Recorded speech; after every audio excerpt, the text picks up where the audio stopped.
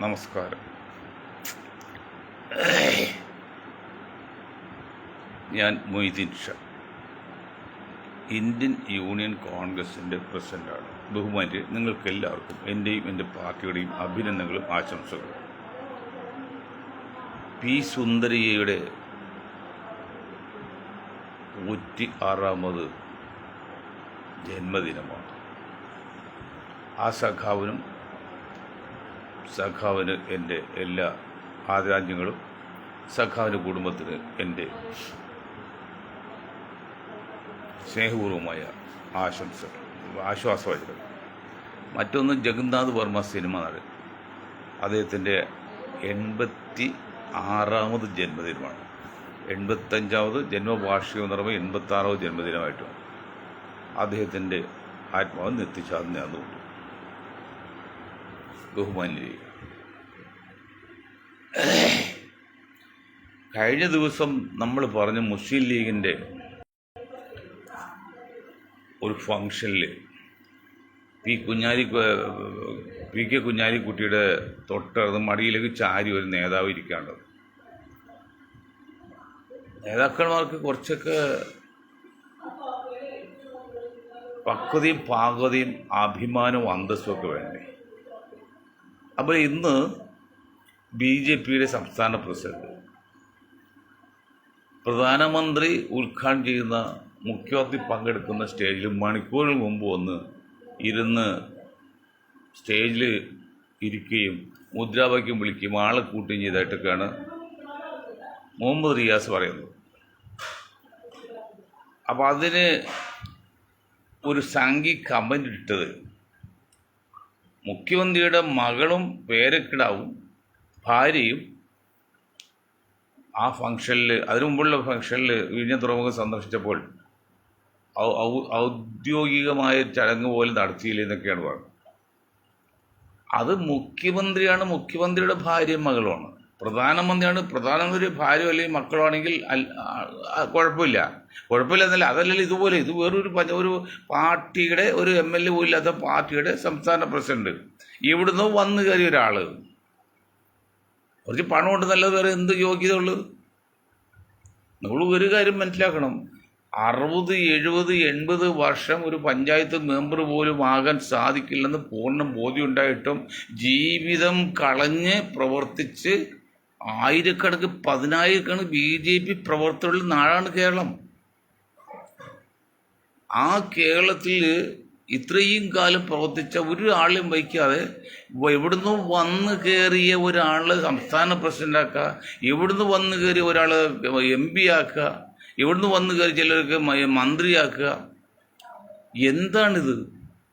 അപ്പോൾ ഇത്രയും കാലം പാടുപെട്ട് അതിന് ഒരു കാര്യം എടുത്തു പറയണം, ഒരു പഞ്ചായത്ത് മെമ്പർ പോലും ആകില്ലെന്നുള്ള പൂർണ്ണ ബോധ്യമുള്ള സമയത്താണ് 10,000കണക്കിന് BJP പ്രവർത്തകർ രാവും പോലും ഉറക്കമൊഴിഞ്ഞ് കഷ്ടപ്പെട്ട് അടിയന്താവസ്ഥ കാലത്ത് പോലീസിനെയൊക്കെ തല്ലുകൊണ്ട് നിന്നത്. അവർക്കൊന്നൊരു അവസരം കിട്ടാതെ എവിടുന്ന് വന്ന് കയറി കോടീശ്വരൻ അവസരം കൊടുക്കുക. എന്താണ് BJPയുടെ അല്ലെങ്കിൽ സംഘപരിവാറിൻ്റെ ഒരു ആധിപത്യം വരികയാണെങ്കിൽ എന്തായിരിക്കും ഇന്ത്യയിൽ നടക്കുന്നത്? മാന്യത അന്തസ്സും അവർക്ക് തൊട്ടു തീണ്ടിയിട്ടുണ്ടോ? സംഘപരിവാർ, ഈ ഫാസിസം എന്ന് പറഞ്ഞാൽ ഏകാധിപത്യ പ്രവണത. ഞാൻ പറയുന്ന ദീപം, ഞാൻ തന്നെ രാജ്യം എന്ന് പറയുന്ന രീതിയല്ലേ? ഇപ്പം ഈ സംഘപരിവാറിന് വേണ്ടി കൊഴിലൂതുന്ന കുറേ മറ്റിതര പാർട്ടികളുണ്ട്. ഇപ്പം ഇന്ന് ജോൺ ബ്രിട്ടാസ്, സുരേഷ് ഗോപി MPയും പ്രധാനമന്ത്രിക്ക് തൊഴുത് നിൽക്കുന്ന രംഗങ്ങൾ നിൽക്കട്ടെ. എൻ്റെ കോൺഗ്രസ്സുകാരെ, നിങ്ങളൊരു കാര്യം മനസ്സിലാക്കണം. നിങ്ങൾ ധരിക്കുന്ന പോലെ, കുഞ്ഞാക്ക ധരിക്കുന്ന പോലെ ഇന്ത്യൻ രാഷ്ട്രീയം, കേരള രാഷ്ട്രീയം പോകുന്നത്. ഇവിടെ അതിൽ പ്രധാനമന്ത്രിയുടെ പ്രൈവറ്റ് സെക്രട്ടറിയും പിണറായി സഖാവിൻ്റെ പ്രൈവറ്റ് സെക്രട്ടറിയാണല്ലോ, മാധ്യമ സെക്രട്ടറിയാണല്ലോ ഈ ജോൺ ബ്രിട്ടാസ്. ഇവരൊക്കെ ഒരു ധാരണ എത്തിയതിനു ശേഷമാണ് പിണറായി ഡൽഹിക്ക് ചെന്ന് കഴിയുമ്പോൾ പ്രധാനമന്ത്രിക്ക് കൈ കൊടുത്തു പോരും. ഒരു ചിരിക്ക് പോലുമില്ല. വല്ല പ്രശ്നമുണ്ടോ? അതിനും പറ്റി ഈ സെക്രട്ടറിമാർ തമ്മിൽ എല്ലാം ധാരണ എത്തി എന്തൊക്കെ ചെയ്യണമൊക്കെ. അത് തട്ടിപ്പ്. അതല്ലേ ഞാൻ പറഞ്ഞല്ലോ, എന്തുകൊണ്ടാണ് ജോൺ ബ്രിട്ടാസിനെ ഈ പിണറായി സഖാവ് ഈ അവസ്ഥയിലെത്തി? എന്ത് തലശ്ശേരിക്കാരെ ഒരു ജോനിയോ നായരിയോ ആക്കരുത്? അതാക്കി കഴിഞ്ഞാൽ പാർട്ടിയുടെ അവകാശം ചോദിക്കും. എന്തേ അവിടുത്തെ ഒരു മുസ്ലിം ആകാത്ത? മുസ്ലിം ആയിക്കഴിഞ്ഞാൽ വടക്കേ ഇന്ത്യയിൽ ഇപ്പോഴത്തെ പ്രശ്നമാണ്, അത്ര പിന്നെ സുഖകരമാവില്ല. എന്നൊരു ക്രിസ്ത്യാനിയായ അന്യനായ എന്നിട്ട് എവിടുന്ന് വന്ന പോലെയാണല്ലോ, പാർട്ടി പുറത്ത് വന്നു കയറിയില്ലേ, ആയിക്കോട്ടെ, അപ്പോൾ പുള്ളി കുഴപ്പമില്ല. അത് ഇബ്രാഹിം കുഞ്ഞ് ഇവിടെ ചെയ്തില്ലേ? ഇബ്രാഹിമിൻ്റെ PWD ആണല്ലോ. PWD ആകുമ്പോൾ ഫണ്ട് ശേഖരത്തിന് വേണ്ടി ആദ്യം പാർട്ടിയിൽ കുറേ പേരെ ആക്കി, അത് പിന്നെ അവർ അവകാശം ചോദിക്കുന്നു. അത് കഴിഞ്ഞ് വേറൊരു ബിസിനസ്സാനെ ആക്കി, അവരെന്തോ അവകാശം സ്ഥാപിച്ചു. അത് കഴിഞ്ഞാൽ പിന്നെ വേറൊരു അരാഷ്ട്രീയക്കാരനെ ആക്കിയത്, അദ്ദേഹത്തെ വീട്ടിലാണ് കാറുകളെല്ലാം ഫണ്ടെല്ലാം വാങ്ങിയിട്ട് ഇബ്രാഹിം കുഞ്ഞ് കൊടുത്തത്. ഇതെല്ലാം മൊത്തത്തിൽ തട്ടിപ്പാണ്. യാതൊരു ആത്മാർത്ഥ ഇവർക്ക് ആർക്കുമില്ല. കമ്മ്യൂണിസ്റ്റില്ല, കോൺഗ്രസ്, ലീഗില്ല, ഒന്നുമില്ല. ഭരണം, അധികാരം വേറൊന്നുമില്ല. ഇപ്പം നിങ്ങൾ പുകഴ്ത്തി പറഞ്ഞ ഉമ്മൻചാണ്ടി സാറില്ലേ, ചിലവർ ആൾ ദൈവമായിട്ടുള്ള അവിടെ മരിച്ചു വെക്കുമ്പോൾ അവിടെ ചെന്ന് ദൈവത്തെ പോലെ കണക്കായി പോലാണ്. എനിക്ക് ഒരു ഇഷ്ടക്കുറവില്ല, ഞാൻ ചെറിയ പരിചയമുള്ള ആളുമാണ്. ഒരിക്കൽ ഞാൻ ഈ യോഗത്തിൽ ക്ഷണിക്കാൻ ചെന്നപ്പോൾ കോട്ടയം റെയിൽവേ സ്റ്റേഷൻ വെച്ച് പുള്ളിയെ കണ്ട്. ഞാൻ വെറുതെ പോകുന്നവയ്ക്ക് പുറത്തിങ്ങനെ ചുമരയിൽ നിന്നിട്ട് പിടിച്ചിട്ട് കോഴിയുടെ എല്ല് പോലെ എല്ലും തൊലിയും മാത്രമാണ്. അപ്പോൾ ഞാൻ വിചാരിച്ചു എന്ത് മനുഷ്യൻ. അത് കഴിഞ്ഞ് 2-3 വർഷം നിന്നില്ല, അപ്പോൾ രോഗം വന്ന് എല്ലാം നശിച്ചുപോയി. അപ്പം അദ്ദേഹം പോകുന്ന പോക്കിന് ഒരു ആപ്പ് വെച്ച്, ഒരു ആപ്പ് എന്ന് വെച്ചാൽ കോൺഗ്രസ്സുകാർക്ക് മനസ്സിലാകുന്നുണ്ടോ ആ ആപ്പ്? കമ്മ്യൂണിസ്റ്റ് പാർട്ടി ചെയ്ത ഗുണം, അതായത് അച്ഛനെ അനുസരിക്കാതിരുന്ന മക്കൾ. അപ്പോൾ അച്ഛൻ മരിക്കുന്ന കാലത്ത് മക്കളോട് പറഞ്ഞ, മക്കളെ ഏതായാലും അച്ഛൻ മരിക്കാൻ പോകണ്ട്, ആശ്രമത്തിൽ ഒരു ആപ്പ് ഒരു കോലടിച്ച് കയറ്റിയേക്കാൻ പറഞ്ഞു. നിരുപദ്രവല്ലേ, മക്കളെ അടിച്ചു കയറ്റി, ചത്തു കഴിഞ്ഞ് ആൾക്കാർ വേണ്ട ആപ്പ് എടുക്കണം. അവസാനം പോലീസ് വേണ്ട ഈ അച്ഛനെ മക്കൾ കൊന്ന് ഈ സാധനം അടിച്ചു കയറ്റിയാന്ന് ഈ കൊലക്കുറിച്ച് കേസെടുത്ത്. അതുപോലെ പോകുന്ന പോക്കിന് പുള്ളിയല്ല, ഈ ലീഗ് എന്ന വർഗത്തെ ഭരണത്തിൽ എത്തിക്കാൻ പറ്റില്ല. പിന്നെ എനിക്കെതിരെ പ്രവർത്തിച്ച കുറേ തെണ്ടികളുണ്ടല്ലോ ഇവിടെ, കോൺഗ്രസ് തന്നെ. അവരും വഴി ആധാരമാകണം. അതെന്ത് ചെയ്ത് ഇലക്ഷൻ പ്രഖ്യാപിച്ചതിന് ശേഷം 800 കടുംവിട്ട് നിയമം ഉണ്ടാക്കി. പിണറായി സഖാവും ഉമ്മൻചാണ്ടിയും ധാരണ എത്തി. എന്താണ്? സരിത കേസ് എന്നെ അകത്താക്കരുത്, ഭരണം നിങ്ങൾക്ക് എന്നേക്കാം. പിണറായി സമ്മതിച്ചു, നിങ്ങൾ ഒരിക്കലും അകത്താക്കില്ല, മരിക്കുന്നതിനെ അകത്താക്കിയില്ല. അതല്ലെങ്കിൽ ഈ കുഞ്ഞാക്കയുടെ ഭരണം, അല്ലെങ്കിൽ ഇബ്രാഹിമിൻ്റെ ഭരണം, അല്ലെങ്കിൽ ഈ കുഞ്ഞുഞ്ഞിൻ്റെ ഭരണത്തിൽ എന്തായിരുന്നു കുഴപ്പം? ഇതിനേക്കാൾ നല്ല റോഡായിരുന്നു ഇബ്രാഹിമിൻ്റെ ഭരണകാലത്ത്. അങ്ങനെ ഭരണത്ത് വലിയ കുഴപ്പമില്ലാത്തത് എന്തുകൊണ്ട് അധികാരം പോയി, ഭൂരിപക്ഷം കിട്ടിയില്ല? അതാണ് കാരണം. കോൺഗ്രസിന് വേണ്ടി, BJPക്ക് വേണ്ടി നിയമത്ത് കോടികൾ വാങ്ങിച്ച് രാജഭവൻ ജയിപ്പിച്ചെടുത്തു. ഇതൊക്കെ ജനങ്ങൾ കണ്ടുകൊണ്ടിരിക്കല്ലേ. അവിടെ ബൂത്ത് ഇരിക്കുമ്പോൾ ആളുണ്ടായില്ലെന്ന് നിയമത്ത് കോൺഗ്രസിന്. ഇന്ത്യ ഭരിച്ച ഏറ്റവും വലിയ കക്ഷിക്ക് ബൂത്തിരിക്കുമ്പോൾ ആളുണ്ടായില്ല. ഏതോ ഒരു അപ്രസക്ത ആൾ നിർത്തി, അങ്ങനെ BJP ജയിപ്പിച്ചെടുത്തു. അത് 800 കടംപെട്ട്. കരിക്കൻ്റെ തന്നെ ഈ ആലപ്പുഴ കരിക്കൻ പാടമൊക്കെ ഉണ്ടല്ലോ, അത് മുരിക്കൻ പാടമൊക്കെ ഉൾപ്പെടെ 800 ബില്ല്. ഒരിക്കലും മനുഷ്യ ഇഷ്ടപ്പെടരുത്. അങ്ങനെ ചെയ്ത് എന്തിനു പറയുന്നു? ഭരണം BJP പിണറായി സഖാവിനൊക്കെ കൊടുത്തു. ഇപ്പം തെക്കുമൊക്കെ നടക്കും. ഈ അടുത്ത പ്രാവശ്യം മുസ്ലിം ലീഗുള്ള ഒരു ഭരണത്തിൽ ഇവിടെ കോൺഗ്രസ് ഒരു വിഭാഗവും CPM-ഉം BJP സമ്മതിക്കില്ല. ഇതൊന്നും ഈ കുഞ്ഞാക്കാക്ക് ലീഗിന് മനസ്സിലാകുന്നില്ല. BJPയും ഇടതുപക്ഷവും കൂടി കേരളത്തിൽ എത്ര സന്നാഹമാണ്, എത്ര ഗാഢമായിട്ടാണ് ധാരണ എത്തിയിരിക്കുന്നുള്ള വിവരം വല്ലതും മനസ്സിലാകുന്നുണ്ടോ? ലീഗിന് ബിരിയാണി കഴിക്കാനല്ലാതെ വല്ലതും മനസ്സിലാകുന്നുണ്ടോ കേരള രാഷ്ട്രീയത്തിൽ? ഇന്ത്യൻ രാഷ്ട്രീയം വിട്ടു കളഞ്ഞില്ല, ഒന്നുമില്ല ഇപ്പോൾ കേരള രാഷ്ട്രീയം. എന്നാൽ കേട്ടോളൂ, ഇവിടെ കഴിഞ്ഞ അസംബ്ലി തെരഞ്ഞെടുപ്പിൽ അല്ലെങ്കിൽ പാർലമെന്റ് തെരഞ്ഞെടുപ്പിൽ BJP കിട്ടിയിരിക്കുന്ന 20% വോട്ടാണ്. 19% 19% വോട്ട് ഒരു മുതൽക്കൂട്ടാണ് BJP കിട്ടിയത്. അപ്പോൾ ഒരു 19% സീറ്റ് വോട്ട് ഇവിടെ ഒരു ബ്ലാങ്ക് ആയിട്ട് കിടക്കുമ്പോൾ ഈ 10-12% കാക്കാമൊരു വോട്ട് പോയാൽ കുഴപ്പമുണ്ടോ? അപ്പോൾ 12% 10% അറബിക് സർവകലാശാല തുടങ്ങാത്ത പേര് മുസ്ലിങ്ങൾ പിണങ്ങി ഒരു 2-3% വോട്ടുകൾ മാറി. അതാണ് ഈ 60 സീറ്റ് 99 ആയത്. ഇതൊന്നും കോൺഗ്രസ് മനസ്സിലാകുന്നില്ല. മുല്ലപ്പള്ളിക്ക് മനസ്സിലായില്ല. മുല്ലപ്പള്ളി അമ്പലത്തിൽ ശബരിമല സീസൺ കൂടാണെന്നാണ്. അങ്ങനെയാണെങ്കിൽ 2 അസംബ്ലി തെരഞ്ഞെടുപ്പിൽ 2 ലോക്കൽ ബോഡി തെരഞ്ഞെടുപ്പിൽ ഇങ്ങനെ LDF ഭൂരിപക്ഷം കിട്ടി. അപ്പോഴും ശബരിമല അവിടെ ഇല്ലേ? അതൊന്നുമല്ല, ഈ അറബിക് സർവകലാശാല തുടങ്ങാൻ അനുവദിക്കാതെ കാലുവാരികൾ നിരാശ്രയരും നിരാശരുമായ ആയിരക്കണക്കിന് 10,000 പ്രത്യേകിച്ച് ഉത്തര മലബാറിലെ മുസ്ലിങ്ങൾ ഒന്ന് കണ്ണടിച്ച്. ആ കണ്ണടിച്ചതിൻ്റെ ഫലമായിട്ടാണ്. ഞാൻ പോലെ 60 ഈ കുഞ്ഞാക്കായും UDF നേതാക്കളും മനസ്സിലാക്കാൻ വേണ്ടിയാണ് ഞങ്ങളിത് ഇത്ര സങ്കടത്തോട് പറയുന്നത്. എങ്ങനെയും അടുത്ത പ്രാവശ്യം UDF ഭരണത്തിൽ കയറിയേ തീരൂ, അല്ലെങ്കിൽ വലിയ അപകടമാണ്. UDF അടുത്ത പ്രാവശ്യം അധികാരത്തിൽ കയറണം, LDF നിലനിൽക്കുകയും ചെയ്യണം. രണ്ടുപേരും ഞങ്ങൾ പ്രവർത്തിക്കുന്നത് BJPയുടെ വളർച്ച തടയുകയും ചെയ്യണം. എന്നിട്ട് അപ്പോൾ ഈ 60 സീറ്റിൽ ജയിക്കുന്നത് 2000 താഴെ വോട്ടുകളാണ്. ആകെ നമുക്ക് 150 സീറ്റ്, അല്ല 60 സീറ്റ് ജയിക്കുന്നത് 2000 താഴെ 500 പോലും 2000 പേരുടെ വോട്ടുകളാണ്. അപ്പോൾ ഈ 2-3% മാറിക്കഴിഞ്ഞാൽ മാറിയപ്പോരെ. 2000 വോട്ട് ജയിക്കുന്ന മണ്ഡലത്തിൽ 1001 വോട്ട് ഏതെങ്കിലും പക്ഷത്തെ അനുകൂലം വേണ്ടാൽ അവൻ ജയിക്കും. അപ്പോൾ 2002 അങ്ങനെയാണ് 99 ലിസ്റ്റ്. എന്നിട്ട് എന്തുകൊണ്ടാണ് മുസ്ലിം ലീഗ് അറബിക് സർവകലാശാലയ്ക്ക് വേണ്ടി തിരിഞ്ഞു നിന്നുള്ള ഇപ്പോഴും പറയുന്നില്ലല്ലോ, UDF പറയുന്നില്ലല്ലോ. അങ്ങനെ അതുകൊണ്ടാണ് അവർ ജയിച്ചത്. അങ്ങനെ നിൽക്കുമ്പോഴാണ് ഒരു 12% വോട്ട് കിട്ടി. അതല്ലെങ്കിൽ 10% മുസ്ലിങ്ങൾ വോട്ടുള്ളൂ കമ്മ്യൂണിസ്റ്റ് പാർട്ടിക്ക്. അതിൽ ഒരു 3% വോട്ടാണ് നിരീശ്വര യുക്തിവാദികൾ, മുസ്ലിങ്ങൾ കമ്മ്യൂണിസ്റ്റ്. അവരൊരു മരിച്ചാലും കമ്മ്യൂണിസ്റ്റ് മാത്രമേ കുത്തുള്ളൂ. അവർക്ക് ജാതിയോ മതം ഒന്നുമില്ല, പേര് മാത്രം മുസ്ലിം താമസാരിയുണ്ട്, അതില്ല. ആ 3% കഴിച്ചാൽ ബാക്കിയുള്ള 12-ൽ 9% വോട്ടും ഇത്തവണ LDF കിട്ടൂല. അതവർക്കറിയാം.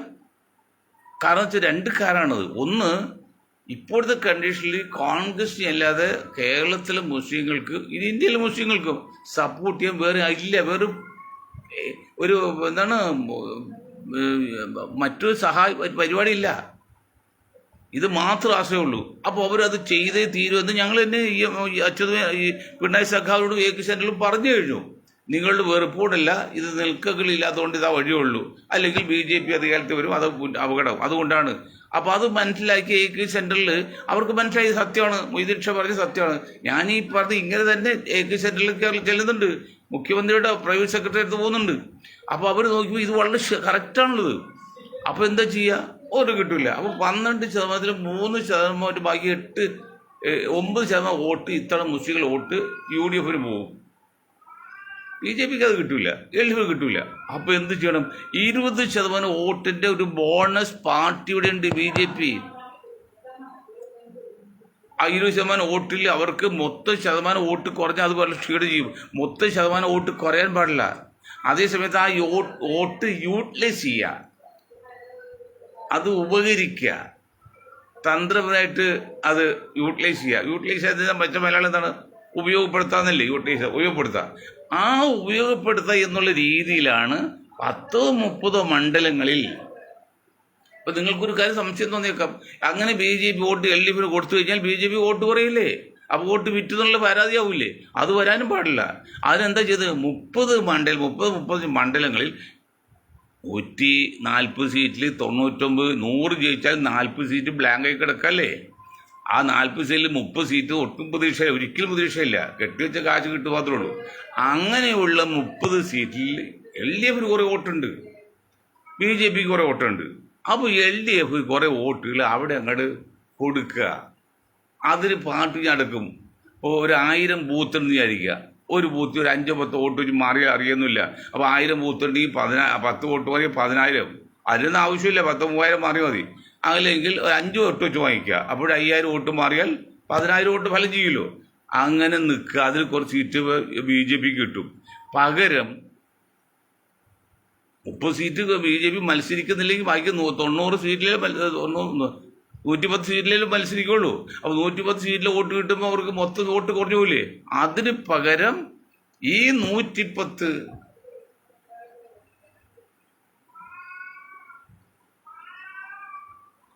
30 സീറ്റിൽ BJPയുടെ മറിക്കുക, 30 സീറ്റിൽ പിന്നെ കമ്മ്യൂണിസ്റ്റ് പാർട്ടിയുടെ വോട്ട് മറിക്കുക, 110 സീറ്റിലും BJPയുടെ വോട്ട് മറിക്കുക. അപ്പം മൊത്തം നോക്കുമ്പോൾ BJPക്ക് 19%, 20% കിട്ടും. കാരണം ഇവിടെ മറിക്കുന്നതിന് അവിടെ പോകുന്നുണ്ട്, നഷ്ടപ്പെടില്ല. അതുകൊണ്ട് വോട്ട് വിറ്റു കണക്ക് നോക്കിയാൽ വോട്ട് വിറ്റു പറയാൻ പറ്റില്ല. ഇതൊക്കെ വളരെ ബുദ്ധിപൂർവ്വം, വളരെ കാൽക്കുലേറ്റഡ് ആണ്. വളരെ സങ്കീർണമായ അതിനിഗൂഢമായ വിലയിരുത്തലുകളും ചർച്ചകളും പഠനങ്ങളുമാണ്. ഇത് UDF മനസ്സിലാക്കുന്നുണ്ടോ? മുസ്ലിം ലീഗ് മനസ്സിലാക്കുന്നുണ്ടോ? അതുകൊണ്ടാണ് പറയുന്നത് വരുന്ന തെരഞ്ഞെടുപ്പിലും ഒരു പക്ഷേ ഈ പിണറായി സഖാവിൻ്റെ പാർട്ടി തന്നെ ഒരു പക്ഷെ കയറിക്കൂടാന്നില്ല. എന്തൊക്കെ ആൾക്കാർ പരാതി പറഞ്ഞാലും പിന്നെ ഭരണവിരുദ്ധ വികാരം ഉണ്ടായാലും കയറിക്കൂടാന്നില്ല ഇല്ലാന്നില്ല. BJP ക്ക് 10-15 സീറ്റ് കിട്ടും, LDF ഭരണത്തിൽ. ഇതാണ് കമ്മ്യൂണിസ്റ്റ് പാർട്ടിയുടെയും BJP-യുടെയും രഹസ്യമായ അജണ്ടയും പ്രവർത്തനം. അതൊരു 90% ശരിയുമാണ്. പക്ഷേ അതിൽ അവർക്കൊരു അപകടമുള്ളത് അവിടെയാണ് പോയിന്റ്. ഈ ലീഗുകാരും UDF കോൺഗ്രസ്സുകാരും മനസ്സിലാക്കേണ്ട പോയിന്റാണ് ഇപ്പം. അതിലൊരു അപകടമുള്ളത് BJP-ക്കും കമ്മ്യൂണിസ്റ്റ് പാർട്ടിക്കും തെറ്റ് പറ്റുന്നത് UDF നേട്ടം കിട്ടുന്ന ഒരു പോയിന്റ് ഉണ്ട്. അത് UDF മനസ്സിലായാലും UDF വേണ്ടി ചെയ്യില്ല. ആ പോയിന്റ് എന്ന് പറയുന്നത് കേരളത്തിൽ ഏതാണ്ട് 40% വരുന്ന മുസ്ലിം വോട്ടുണ്ട്. 40%. അതിലൊരു 2-3% ഇപ്പോൾ CPM-ന് പോകും. ബാക്കി 37. ഈ 37 2% പോട്ടെ, 35% എൻ ബ്ലോക്കായിട്ട് UDF-ന് കിട്ടും. 35% വോട്ട് എൻ ബ്ലോക്കായിട്ട് UDF-ന് കിട്ടുമ്പോൾ മറ്റ് യന്ത്ര തട്ടിപ്പൊന്നും ഇല്ലെങ്കിൽ UDF-ന് അധികാരത്തിൽ വരാം. അതാണ് കണക്ക്, അതാണ് മാത്തമെറ്റിക്സ്, അതാണ് അരിത്തമെറ്റിക്സ്. മറ്റ് വോട്ട് തട്ടിപ്പോ അല്ലെങ്കിൽ വോട്ടേഴ്സ് ലിസ്റ്റിലെ തട്ടിപ്പോ കൊടുത്താൽ പ്രശ്നം മാറും. അങ്ങനെ വരുമ്പോൾ കോൺഗ്രസ് UDF-നും ഭരണത്തിൽ കയറാം. അതാണ് ഞങ്ങൾ കാണുന്ന ഒരു തന്ത്രവും യുക്തിയും. പക്ഷെ അവിടെ ഒരു അപകടമുണ്ട്. ഈ കോൺഗ്രസ് അത് മനസ്സിലാക്കിയിട്ട് ഒരു 50ഓളം സീറ്റിൽ കൊടുക്കണം മുസ്ലിങ്ങൾക്ക് അസംബ്ലിയിലേക്ക്. ഈ 50ഓളം സീറ്റ് കോൺഗ്രസ്സിൽ UDF കൊടുക്കുമോ? UDF കൊടുക്കും. ലീഗിന് 5 സീറ്റ് കൂടുതൽ കൊടുക്കും. അപ്പോൾ 25ആയി. എന്നാൽ ലീഗിന് എത്ര വോട്ടുണ്ട്? ആകെയുള്ള മുസ്ലിം വോട്ടിൻ്റെ 1/3 മാക്സിമം ഉള്ളത്. 1/3 സീറ്റുള്ളൊരു പാർട്ടിക്ക് ഒരു 50 സീറ്റ് മുസ്ലിങ്ങൾക്ക് ഉണ്ടെന്ന് വയ്ക്കുക. അതിൻ്റെ 1/3 ഇത്ര 15, 14, 40, 17 സീറ്റാണ് മാക്സിമം. അല്ലെങ്കിൽ അത് തികച്ച 20 സീറ്റ്. അപ്പോൾ 20 സീറ്റിൽ ഒരെണ്ണം പോലും കൂടുതൽ ലീഗിന് കൊടുക്കരുത്. മറിച്ച് ബാക്കിയുള്ള 30 സീറ്റ് UDF മുസ്ലിം സമുദായത്തിലെ വ്യക്തികൾക്ക്, കോൺഗ്രസ് വ്യക്തികൾക്ക്, അല്ലെങ്കിൽ അത് മുന്നണി ഉണ്ടെങ്കിൽ ആ മുന്നണികൾക്ക് എല്ലാം വരുമല്ലോ കൊടുക്കണം. അവിടെ കൊടുക്കുന്നുണ്ടോ ഇല്ലേ എന്നുള്ള ചോദ്യമാണ് ഇവിടെ പ്രസക്തം. അതിൽ അവർ കൊടുക്കാതെ എന്തെങ്കിലും ഉരുണ്ട് കളിച്ചാൽ, എന്തെങ്കിലും തട്ടിപ്പ് നടത്തിയാൽ, എന്തെങ്കിലും രൂപയുടെ കഴിച്ചാൽ, 20 സീറ്റുള്ള 1 സീറ്റ് തിരികെ കയറ്റിയതുപോലെ ഒരു 10-12 സീറ്റ് തിരികെ കയറ്റുക, 20-25 സീറ്റ് ലീഗിന് കൊടുക്കുക. എന്നിട്ട് ഞങ്ങൾ സർവാധിപത്യത്തായി ഇത്ര 3ാമത് ഭരണം കിട്ടും ഉറപ്പാണെന്ന് വിചാരിച്ചിരുന്നാൽ മണ്ടത്തരാണ്. ആൾക്കാർ മറിച്ചോട്ടി. കോൺഗ്രസ് കഴിഞ്ഞ പ്രാവശ്യം കാണിച്ചതിലേക്ക് അങ്ങേറ്റം അറബിക് സർവകലാശാലയൊക്കെ ഉപയോഗിക്കാത്ത അങ്ങേറ്റം മുറുപ്പുണ്ട്, വെറും മുറിവുറുപ്പുണ്ട്, ശക്തമായ പ്രതിഷേധമുണ്ട്. ആ പ്രതിഷേധത്തിന് പരിഹാരം ഒരു പത്രസമ്മേളനം അല്ലെങ്കിൽ പത്രപ്രസ്ഥാനം കൊടുക്കാൻ ലീഗോ UDF തയ്യാറായിട്ടില്ല. അത് എങ്ങനെയാണെന്ന് വെച്ചാൽ നിങ്ങൾ മനസ്സിലാക്കി. ഞാൻ ഒരു ഉദാഹരണം പറഞ്ഞാൽ UDF മണ്ടന്മാരായിട്ട് പറയാണ്. ഈ കുഞ്ഞാക്കൊക്കെ ഇപ്പോഴത്തെ ഇന്ത്യൻ രാഷ്ട്രീയത്തിൽ അടിയൊഴുക്ക് മനസ്സിലാകുന്നുണ്ടോ? വയസ്സ് 85 ഇനി എന്നും മനസ്സിലാക്കാനാ? അത് ആലപ്പുഴയിൽ എങ്ങനെയാണോ കുഞ്ഞാക്ക ഈ BJP-ക്ക് 1 ലക്ഷം വോട്ട് കൂടുതൽ കിട്ടിയത്? അറിയാലോ. ഞാൻ നിങ്ങൾക്ക് ഈ മണ്ടനായ മൊയ്തീൻ ഷാ നിങ്ങളെ പഠിപ്പിക്കേണ്ടി വരുമ്പോൾ എനിക്ക് സങ്കടവും ദേഷ്യം തോന്നുന്നുണ്ട്. എന്തറിയോ, 25% വരുന്ന ഈഴവ വിഭാഗത്തിന് CPM കൊടുത്ത് വളരെ ചെറിയൊരു അവകാശം, വളരെ ചെറിയൊരു നമ്പർ. മറിച്ച് 9% വിഭാഗത്തിന് 3-4 ഇരട്ടി കൊടുത്ത്. ഇത് കണ്ടുകൊണ്ടിരിക്കുന്ന ഈഴവ വിഭാഗത്തിൽ പ്രത്യേക യുവാക്കൾ, ഈ വെള്ളാപ്പള്ളി മണ്ടല്ല, ഈഴവ വിഭാഗത്തിൽ ബുദ്ധിരാഷ്ട്രന്മാർ, അവർക്ക് മുറിവുറുപ്പുണ്ട്, പ്രതിഷേധമുണ്ട്. ഇതുണ്ട്. അവരെങ്ങനെ പ്രതികരിക്കുക? പിണറായി സഖാവിൻ്റെ മുഖത്ത് നോക്കി പറയാൻ പറ്റും? ഒരു സഖാക്കളും പറയാൻ പറ്റില്ല. തന്നാൽ പിന്നെ അവൻ ജീവിച്ചിരിക്കില്ല. അപ്പം മുതലാളി ദേഷ്യം തോന്നുന്ന അടുക്കള അല്ലെങ്കിൽ കിച്ചണിലെ തൊഴിലാളി വെളിച്ചെണ്ണ അടുപ്പിൽ ഒഴിച്ച് കത്തിച്ചു കളയും പോലെ മുതലാളി തല്ലാൻ പറ്റുമോ? വഴക്ക് പറയാൻ പറ്റുമോ? അവന് വരാകം തീർക്കുന്നതിനാണ് ഈ എണ്ണ അടുപ്പിൽ വെച്ച് കത്തിച്ചു കളയും. അതിങ്ങനെ നഷ്ടപ്പെടുന്നു. അതുപോലെ തോൽക്കുന്ന ഉറപ്പുള്ള സ്ഥാനാർത്ഥിക്ക് ഇവരെ പ്രതിഷേധ വോട്ട് കൊടുത്തു. അങ്ങനെ പ്രതിഷേധ വോട്ട് കിട്ടിയപ്പോഴാണ് ഒരു 50,000 വോട്ട് LDF അങ്ങോട്ട് പോയത്. മനസ്സിലാകുന്നുണ്ടോ? ഇത് സഖാവ് പിണറായി വിജയനും കമ്മ്യൂണിസ്റ്റുകാർക്ക് മനസ്സിലായിട്ടുണ്ട്. ഇപ്പോൾ കോൺഗ്രസ്സുകാർക്ക് മനസ്സിലാകുന്നില്ല. ബാക്കിയൊരു 50,000 കിട്ടി. അതാണ് നമ്മുടെ വേണുഗോപാൽ കെ സി വേണുഗോപാൽ അവിടെ മത്സരിക്കുന്നത് കോൺഗ്രസ് ഒരു വിഭാഗത്തിനും ഒരു വിഭാഗം വോട്ടർമാർക്ക് ഇഷ്ടമായില്ല. അത് പല പല കാരണങ്ങൾ ഞാൻ പറയുന്നില്ല. അങ്ങനെ കോൺഗ്രസ് പോയിട്ട് 19,000 പേരും വോട്ട് ചെയ്ത്. അങ്ങനെയാണ് ഒരൊറ്റ നിമിഷത്തിൽ അല്ലെങ്കിൽ ഒരു ദിവസത്തിൽ 1,00,000 വോട്ട് വ്യത്യാസം വന്ന് ആർക്ക് പിന്നെ ശോഭയ്ക്ക്. അത് ഒരു കാര്യം പറ്റില്ല. അതിനു മുമ്പ് രാധാകൃഷ്ണൻ മത്സരിച്ചാണ് 1.85 പറ്റുള്ളൂ. 1.85 ഏതാണ്ട് ഒരു 50 അല്ലെങ്കിൽ 45% വോട്ട് കൂടുതൽ കിട്ടാതെ പോയി നിസ്സാര സംഭവമല്ല. ഒരു ഇലക്ഷനിൽ സാധാരണ വ്യത്യാസം വരുന്നത് 2%, 3%, 10% ഉണ്ട്. ഇത് 10,45,000 വോട്ട് കൂടുതൽ കിട്ടിയെന്നുള്ളത് അത് നിസ്സാര കാര്യമല്ല. അങ്ങനെയാണ് ശോഭയ്ക്ക് അവിടെ വോട്ട് കിട്ടിയത്. അത് പാർട്ടിയുടെ ഒരു അതാണ്. അത് കമ്മ്യൂണിസ്റ്റ് പാർട്ടി മനസ്സിലായി, ഇപ്പോൾ കോൺഗ്രസിനില്ല. അതുപോലെ വോട്ട് മറിച്ച് ചെയ്യാനുള്ള സാഹചര്യം UDF കോൺഗ്രസ് ചെയ്യരുത്. മണ്ടന്മാരായതുകൊണ്ട് വീണ്ടും പറയണത് ഇത് ലാസ്റ്റ് ബസ്സാണ്. ഇത് UDF അടുത്ത ഇലക്ഷൻ 2026 26 ലാസ്റ്റ് ബസ്സാണ്. ഇതിന് ചാൻസ് ഇല്ല.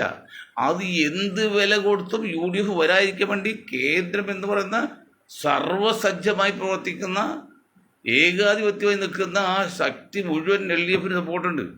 പിണറായി വിജയൻ്റെ ഈ 10 വർഷത്തെ സമ്പത്തും എല്ലാം മുഴുവൻ ഉപയോഗിക്കുന്നത്. അല്ല ഇപ്പോൾ കോലാഹലം കൊണ്ട് നടത്തല്ലേ. എന്താണ് ഇപ്പോൾ 7-ാം തീയതി എറണാകുളത്ത് സ്റ്റേഡിയത്തിൽ വലിയ സമ്മേളനം പ്രകടനമൊക്കെ ഉണ്ട്. അങ്ങനെ വളരെ സജീവമായിട്ടും പണക്കൊഴുപ്പും എല്ലാം കൊണ്ടും കേന്ദ്രത്തിന് പരമാവധി സഹായം.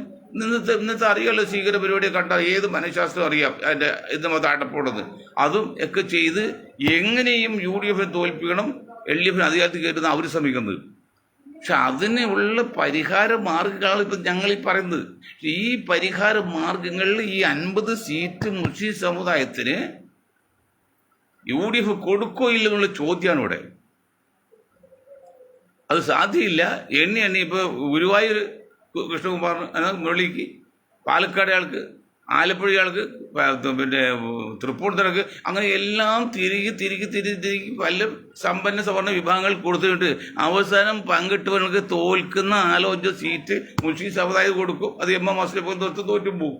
അങ്ങനെ കൊടുത്ത് നിങ്ങൾ ഉദ്ദേശിക്കുന്ന അഭ്യാസം തട്ടിപ്പും കാണിക്കുകയാണെങ്കിൽ സത്യം ഞങ്ങൾ പറയുന്നു, നിങ്ങൾ നിലപരങ്ങലിലാണ്. നിലപരങ്ങളിൽ മാത്രമല്ല, ഇനി ഒരിക്കലും വരാത്ത രീതിയിലാണ്. ഈ 26 ഇലക്ഷന് UDF ഭരണത്തിൽ വന്നില്ലെങ്കിൽ പിന്നെ ഒരിക്കലും കേരളത്തിൽ കോൺഗ്രസ് UDF ചിന്തിക്കണ്ട. പിന്നെ കോൺഗ്രസ് ഉണ്ടാവില്ല. അത് മുഴുവൻ BJPയിലും കുറച്ച് കമ്മ്യൂണിസ്റ്റിലേക്കും പോകും. അങ്ങനെയാണ്. ഇതിനർത്ഥം ഒരു കാരണവശാലും മുസ്ലിം ലീഗ് ഉൾക്കൊള്ളുന്ന ഒരു വിങ് ഭരണത്തിൽ വരരുതെന്ന് കോൺഗ്രസിൽ ഒരു ന്യൂനപക്ഷ വിഭാഗത്തിലുണ്ട്. Communist party മുഴുവനുണ്ട്. BJPക്ക് ഉണ്ടല്ലോ, ഇവരുണ്ട്. അവർ സംഘടിതരാണ്, ശക്തരാണ്, വളരെ ശക്തരാണ്, സൂപ്പർ പവർ ഉള്ളവരാണ്. അതിനെ തോൽപ്പിക്കാനുള്ള ഒരേ ഒരു മാർഗം ഈ പറഞ്ഞ അഡ്ജസ്റ്റ്മെൻ്റാണ്. ഈ 40% N ബ്ലോക്ക് വോട്ടാണ്. അത് നിങ്ങൾ മനസ്സിലാക്കിയില്ലെങ്കിൽ അപകടപ്പെടും. അത് മനസ്സിലാക്കാൻ സാധ്യത കുറവെന്ന് പറയാൻ കാരണം 20% വരുന്ന മുസ്ലിം വോട്ടിൽ 99.9% N ബ്ലോക്കായിട്ട് ബോണസ് പോലെ ഇന്ത്യൻ നാഷണൽ കോൺഗ്രസ് നയിക്കുന്ന പ്രതിപക്ഷ മുന്നണിക്ക് കൊടുത്തിട്ട് ഈ രാഹുൽ ഗാന്ധി കോൺഗ്രസും അതിൻ്റേതായ ഒരു പരിഗണന ഈ സമുദായം കൊടുത്തിട്ടില്ല. കണക്കെടുത്തിരിക്കുകയാണല്ലോ. അതുപോലെയാണ് ഇവിടെ ഇപ്പോൾ കേരളത്തിലും KC വേണുഗോപാലും മുരളിയും ഒക്കെ ചിന്തിക്കുന്നെങ്കിൽ അപകടം തന്നെയാണ്. അപ്പോൾ നിങ്ങൾ കാര്യം മനസ്സിലാക്കണം. എന്തൊക്കെ പറഞ്ഞാലും ശശി തരൂർ ഇനി BJP പോയാലും പോയില്ലെങ്കിലും അദ്ദേഹത്തിൻ്റെ പ്രവർത്തനം UDFന് അനുകൂലമായിട്ടോ അത്ര തൃപ്തികരമായിട്ടല്ല.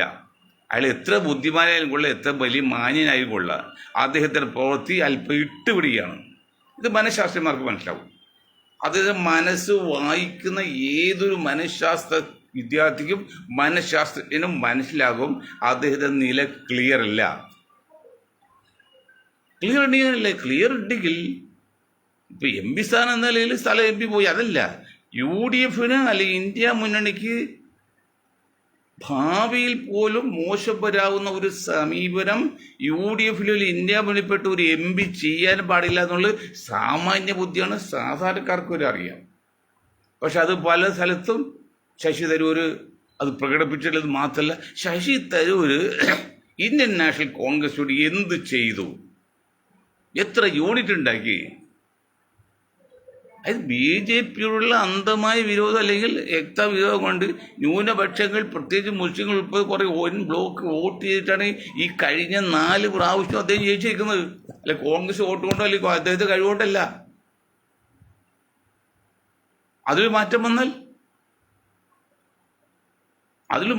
അപകടത്തെക്കുറിച്ച് ഞാൻ പറഞ്ഞു നിർത്താം. പ്രത്യേകിച്ച് മുസ്ലിം സമുദായത്തിലെ ബുദ്ധിജീവികളും പിന്നോക്കത്തിൽ ന്യൂനപക്ഷങ്ങളും സവർണ വിഭാഗത്തിലെ ബുദ്ധിജീവികളും പറയണം, അല്ലെങ്കിൽ സവർണ വിഭാഗത്തിൽ ജനാധിപത്യവാദികളും പറയണം. സജീവ് ഭട്ട് ഗുജറാത്ത് 10, 30, 40 വർഷം മുമ്പ് കേസ് എടുത്തിട്ടാണ് ഇപ്പോൾ അദ്ദേഹം ജീവപര്യന്തം കൊടുത്തത്. ജീവപര്യന്തം കൊടുത്തപ്പോൾ കഴിഞ്ഞ 5 വർഷം ജയിലിൽ കണക്കാക്കൂലെന്ന്. അപ്പോൾ അദ്ദേഹത്തിൻ്റെ ഭാര്യ ഒരു കാര്യം പറഞ്ഞു. അത് ഏതുപോലെയെന്നറിയോ? അതുകൂടി പറഞ്ഞാൽ നിർത്തിയേക്കാം. ഞാൻ മൊയ്തീൻ ഷാ കോൺഗ്രസ് പാർട്ടിയാണ്, ജന്മനാ മുസ്ലിമാണ്, മുൻപായിട്ട് മരിക്കാൻ ആഗ്രഹിക്കുകയാണ്. അതുകൊണ്ട് മറ്റ് മതങ്ങളെക്കുറിച്ച് കൂടുതൽ പറയാൻ പഠിച്ചിട്ടില്ല. അല്പം പഠിച്ചത് ഇസ്ലാം മതക്കാരെയാണ്. പ്രവാചകന്റെ കാലത്ത് യുദ്ധം ഉണ്ടായി നിങ്ങൾ പഠിച്ചല്ലോ. ക്രിസ്തുദേവൻ ഒരു യുദ്ധത്തിനും പോയിട്ടില്ല, പക്ഷെ പ്രവാചകൻ വ്യത്യസ്തമായിരുന്നു. അങ്ങനെ യുദ്ധം ഉണ്ടായി, തെറ്റാണ് ശരിയാട്ടെ. അതിൽ പ്രധാനപ്പെട്ട ഒരു യുദ്ധമായിരുന്നു ബദർ യുദ്ധം. ഈ ബദർ യുദ്ധത്തിൽ പ്രവാചകന്റെ കൂടെ 314 പേരും എതിർ സ്ഥലത്ത് 1000-ഓളം പേരുണ്ടായി. ഇത് 1:3 എന്ന് പറയാം, 3:1. അങ്ങനെ യുദ്ധം ചെയ്ത് അങ്ങോട്ട് തോറ്റുവരാണ് മുസ്ലിം സമുദായത്തിൽ പ്രവാചകന്റെ ഗ്രൂപ്പ്. അങ്ങനെ തോറ്റു വന്നപ്പോഴേ പ്രവാചകന്റെ 2-3 നില വലിയ ഷാള് പോലെ നിലനിൽക്കും. അത് നിലത്ത് മുട്ടും 2 അറ്റവും. അങ്ങനത്തെ നിങ്ങളൊരു ഷാളാണ്. അങ്ങനെ ഇട്ടുകൊണ്ട് നിൽക്കുമ്പോഴേ യുദ്ധം തീരാൻ പോകുന്ന നഷ്ടപ്പെടണം. അപ്പം പ്രവാചകൻ ഒരു അഭ്യർത്ഥന ദൈവത്തോട് പറഞ്ഞു, ഒരു പ്രാർത്ഥന. ദൈവമേ, ഈ സമയത്ത് നിന്റെ അമാനുഷിക കഴിവ് കാണിച്ചില്ലെങ്കിൽ നിന്റെ പേര് ഉച്ചരിക്കാൻ ഈ ഭൂലോകത്ത് ഒരു മുസ്ലിമും ഉണ്ടാവില്ല എന്ന്. വലിയ കഥയാണ്, ഞാൻ ചുരുക്കിയാണ് 3 മിനിറ്റ് ഉണ്ട്. അത് പറഞ്ഞതിന് ശേഷമാണ് അമാനുഷിക കഴിവെന്നതിൽ മലക്കുകൾ എന്ന് പറയുന്ന വിശ്വാസമുള്ള കാര്യമാണ് വന്ന് യുദ്ധം ചെയ്യുകയും യുദ്ധത്തിൽ പ്രതിപക്ഷം മരിക്കുന്നതും കാണുന്നുണ്ട്, പ്രവാചകൻ കാണുന്നുണ്ട്, മറ്റാർക്കും അറിയാൻ പറ്റില്ല. മറ്റുള്ള പ്രവാചകന്റെ ഗ്രൂപ്പ് നോക്കുമ്പോൾ ശത്രുപക്ഷം ഓടുന്നു, കൊല്ലുന്നു, ചാവുന്നു. പക്ഷെ അങ്ങനെ ആ യുദ്ധം ജയിച്ചു. അതുപോലെ സജീവന്റെ ഭാര്യ പറഞ്ഞൊരു പോയിന്റ്. ആ പോയിന്റാണ് ഈ ഘട്ടത്തിൽ എന്തിനു വേണ്ടിയാണോ സജീവ് ഭട്ട് നിലകൊണ്ടത്, സത്യം നിലനിൽക്കാൻ വേണ്ടി, മതത്തെ നിലനിൽക്കാൻ വേണ്ടി, നിരപരാധികളെ രക്ഷിക്കാൻ വേണ്ടിയാണ് അദ്ദേഹം ഈ ശിക്ഷ അനുഭവിക്കുന്നത്, ജയിലിൽ കിടക്കുന്നത്. അപ്പോൾ ഞാൻ അതിനെതിരെ പ്രവർത്തിക്കുന്നുണ്ട്. അതിന് എനിക്കും എൻ്റെ പരിപാടിക്കും നിങ്ങൾ ശക്തമായി സപ്പോർട്ട് ചെയ്തില്ലെങ്കിൽ ഇനി ഒരു മനുഷ്യനും ഇതുപോലെ എന്ത് അനീതി കണ്ടാലും ഇറങ്ങി വരില്ല എന്നത് അവർ പറഞ്ഞ് 100% ശരിയാണ്. അതുകൊണ്ട് എന്ത് ചെയ്യണം? മുസ്ലിം സമുദായം പ്രത്യേകിച്ചും മറ്റുള്ള എല്ലാവരും ആ സജീവ് ഭട്ടിൻ്റെ നിരപരാധി തെളിയിക്കാൻ വേണ്ടി മനസ്സാ വാച കർമ്മണ, ശാരീരികമായി, മാനസികമായി, സാമ്പത്തികമായി, സാമൂഹികമായിട്ട്, സാംസ്കാരികമായിട്ട് എല്ലാം അവരെ സഹായിക്കണം. അതുപോലെ ഈ ശശി തരൂർ ഇന്ത്യൻ നാഷണൽ കോൺഗ്രസിൽ വന്നിട്ട് എന്ത് നേട്ടമുണ്ടായി? എത്ര യൂണിറ്റ് ഉണ്ടാക്കി? ഇപ്പോഴും സംശയാസ്പദമായി നിൽക്കുകയാണ്. അങ്ങോട്ട് പോകുന്നുള്ളത്. അതൊന്നും ശരിയല്ല. ശശി എവിടെയോ കിടന്ന് UN അസംബ്ലിയിൽ ജനറൽ സെക്രട്ടറിമാർ തോറ്റുപോയി നിങ്ങൾ ഇവിടെ വന്ന് നിങ്ങൾക്ക് 4 പ്രാവശ്യം MP ആക്കി, 1 പ്രാവശ്യം ഒരു മന്ത്രിയായി ഒക്കെ ചെയ്തെങ്കിലും കോൺഗ്രസ് എന്ന് പറഞ്ഞ അടിസ്ഥാന ശീലയുള്ള നിങ്ങളുടെ പ്രസ്ഥാനത്തിൽ നിങ്ങൾ ആത്മാർത്ഥ തെളിയിക്കുകയും തെറ്റ് ചെയ്യുന്നില്ലെന്ന് മാത്രമല്ല ചെയ്യുന്നില്ലെന്ന് സമൂഹത്തെ ബോധ്യപ്പെടുത്തുകയും ചെയ്യണം. ഇല്ലേ മിസ്റ്റർ തരൂർ?